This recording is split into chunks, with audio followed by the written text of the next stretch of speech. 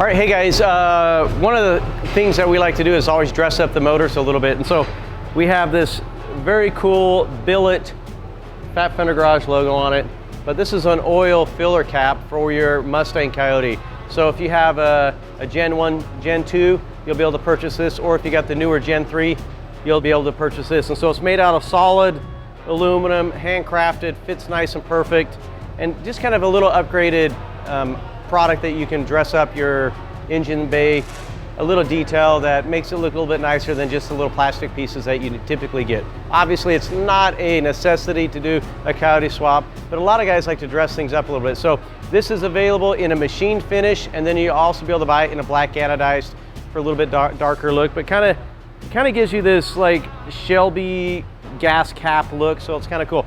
So I'll go show you how it fits and you can take a look at it. All right, so essentially this would actually have a neck and would be right up here if you were gonna have the cover on it. But if you're not gonna have the cover on it, then you would take this off. Then essentially you just find out where it goes right in, and that spins just like that, and it's perfect. And the logo lines up, and you have a nice brand new O-ring that's gonna come with it. You don't actually have to take it off this one. It'll come with it, ready to go, just put it on. So pretty cool little product. It's definitely, you know, a nice little upgrade to dress up your motor.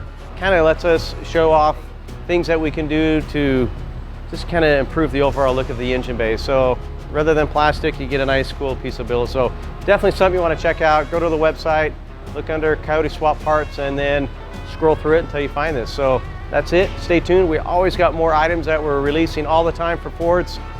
Usually we have about 1, maybe 2 items a week we got coming out. So just kind of thinking a little bit out loud, we are working on wiring harnesses, and so we've got some engine stands we're putting together, so you're going to want to stay tuned. That is coming.